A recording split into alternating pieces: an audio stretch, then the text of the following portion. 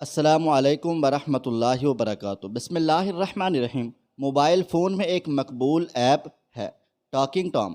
آپ جانتے ہوں گے کہ اس ٹام کے سامنے جو کچھ بولا جاتا ہے یہ اسے مذاکرہ خیز آواز کے ساتھ دہرا دیتا ہے۔ یہ آپ ہی کی آواز ہوتی ہے جو پچ کی تبدیلی کے ساتھ دوبارہ آپ کو سنائی دیتی ہے۔ شہزاد میرا درینہ دوست ہے۔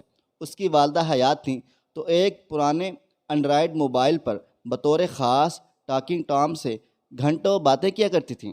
حیرت انگیز بات یہ تھی کہ جب وہ ٹاکنگ ٹام سے باتیں کرتیں تو پہلے وضو کرتیں، پھر سر پہ چادر اوڑھ کر نہایت انہماک سے گھر کے کسی پرسکون کونے میں بیٹھ کر ٹاکنگ ٹام ایپ کھول کر گفتگو کرنے لگتی تھیں۔ گھر والوں نے پوچھا کہ ماں جی آپ کیا باتیں کرتی ہیں؟ جواب ملا، میں اسے قرآن پاک پڑھا رہی ہوں۔ شہزاد کا کہنا ہے کہ اس کی والدہ بڑی خوش تھیں کہ ٹاکنگ ٹام نامی یہ بچہ بڑی محنت اور محبت سے قرآن کی آیات سیکھ رہا ہے اور جیسا میں سکھاتی ہوں ویسا ہی آگے سے پڑھتا ہے۔ کئی برس پہلے میں لاہور کے ایک ٹی وی چینل سے بطور اسکرپٹ ایڈیٹر وابستہ تھا۔ ملتان سے ماجی بتابی سے پوچھا کرتی تھی کہ کب آؤ گے۔ میری مصروفیات کچھ ایسی تھیں کہ ایک سال سے پہلے چکر لگانا مشکل ہوتا تھا، لہٰذا میں رمضان کے آخری دنوں میں ہر حال میں ملتان پہنچ جایا کرتا تھا تاکہ عید والدین کے ساتھ کر سکوں۔ ایک دفعہ چینل کی تنخواہ کچھ لیٹ ہو گئی، 25واں روزہ تھا۔ ماجی کے فون پر فون آ رہے تھے کہ تم آ کیوں نہیں رہے ہو۔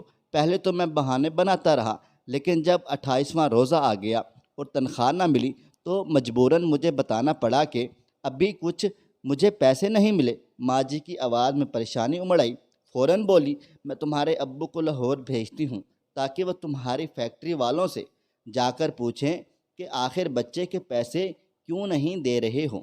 20 سال پہلے مجھے ایک اخباری فیچر کی تیاری کے سلسلے میں جیل جانے کا اتفاق ہو گیا۔ فیچر کا موضوع تھا کہ سزائے موت کے قیدی کیا محسوس کرتے ہیں۔ جیل میں میری ملاقات ایک ایسے قیدی سے ہوئی جسے فخر تھا کہ اس نے اپنے 2 دشمنوں کو سوتے میں موت کے گھاٹ اتار دیا تھا۔ یہ قیدی ایک 25 سال کا نوجوان لڑکا تھا جسے سزائے موت سنائی جا چکی تھی اور سپریم کورٹ سے بھی اس کی اپیل رد ہو گئی تھی۔ میں نے جیل انتظامیہ سے اس کے گھر کا ایڈریس لیا اور اس کی ماں سے ملا۔ جب اسے پتہ چلا کہ میں صحافی ہوں اور اس کے بیٹے سے مل کر آ رہا ہوں تو ایک دم رونے لگ گئیں اور ہاتھ جوڑ کر بولی، میرے بچے کو چھوٹی سی غلطی کی اتنی بڑی سزا نہیں ملنی چاہیے۔ میں نے بے بسی سے کہا، ماں جی آپ کے بیٹے نے 2 قتل کیے ہیں اور اعتراف بھی کر چکا ہے۔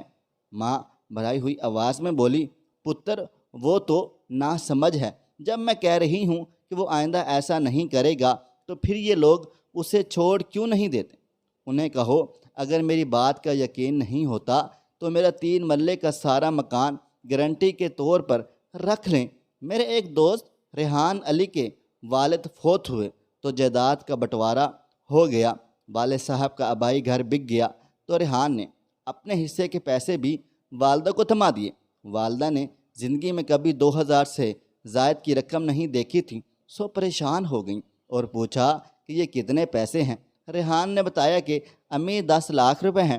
والدہ مزید پریشان ہو گئیں، ان کی بلا جانے کے 10 لاکھ کیا ہوتے ہیں؟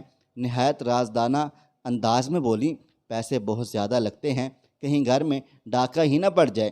ایسا کرو 5000 بینک میں رکھوا دو، باقی بے شک یہیں پڑے رہنے دو۔ پاکستان کے صف اول کے ایک مقبول اداکار بتانے لگے کہ ایک دفعہ انہوں نے ایک ڈرامے میں ایک سنگ دل شوہر کا کردار ادا کیا جو اپنی بیوی سے علیحدگی اختیار کر لیتا ہے اور وہ در در کی ٹھوکریں کھانے پر مجبور ہو جاتی ہے۔ ڈرامے کی 20 اقساط آن ایئر جا چکی تھیں۔ اسی دوران انہیں اپنے ایک دوست کے گھر کھانے پر جانے کا اتفاق ہو گیا۔ جو ہی دوست کی والدہ نے اداکار کو دیکھا، اسے نہایت پیار سے ہاتھ پکڑ کر تخت پوش پر بٹھایا اور سمجھانے لگی کہ بیٹا تمہاری بیوی بہت مشکل میں ہے، نہ اس کے پاس کوئی گھر ہے نہ کوئی ٹھکانہ ہے، بچے بھی رل گئے ہیں، خدا کے لیے جاؤ اور اسے واپس لے آؤ۔ مجھے پتہ ہے وہ اس وقت کہاں ہے۔ کچھ عرصہ پہلے عیدی ہوم میں ایک 75 سالہ ماجی سے ملاقات ہو گئی، بہت خوش نظر آئی۔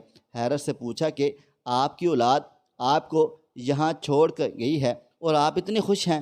چہک کر بولیں، وے کملیا، میرے بچوں نے تو مجھ پر اپنا سب کچھ نچھاور کر دیا ہے۔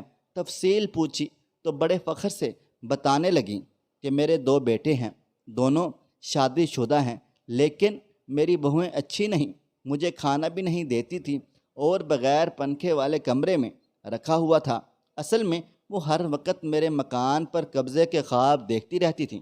پھر میرے بیٹوں نے مجھے کہا کہ ماں جی، یہ چھوٹا سا گھر ہے، اسے بیچ دیتے ہیں اور ہم اپنے پیسے بھی ملا کر آپ کے لیے ایک بہت بڑا گھر لے لیتے ہیں جہاں ہماری بیویوں کو آنے کی اجازت نہیں ہوگی۔ مجھے اور کیا چاہیے تھا، میں نے گھر ان کے نام کر دیا، گھر بک گیا، لیکن میرے بچوں نے اپنا وعدہ پورا کیا اور یہ دیکھو مجھے اتنا بڑا گھر لے کر دیا ہے جہاں اتنے سارے پنکھے بھی لگے ہوئے ہیں، کھانا بھی وقت پر ملتا ہے اور میری کوئی بہو یہاں قدم بھی نہیں رکھتی ہے۔ اللہ تعالیٰ میرے بچوں کو دنیا جہاں کی خوشیاں دے۔ خواہش صرف اتنی ہے کہ کچھ الفاظ لکھوں جس سے کوئی گمراہی کے راستے پہ جاتے جاتے رک جائے، اور نہ بھی رکے تو سوچ میں ضرور پڑ جائے۔ امید کرتے ہیں آج کی ہماری کہانی آپ کو پسند آئی ہوگی۔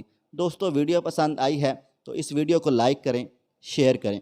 اگر آپ نے ابھی تک میرا چینل سبسکرائب نہیں کیا ہوا تو ابھی سبسکرائب کر لیں، ساتھ میں بیل آئیکن کو بھی ضرور پریس کر لیجئے گا تاکہ نئی اپلوڈ ہونے والی ہماری ویڈیوز کا نوٹیفیکیشن آپ کو بروقت ملتا رہے۔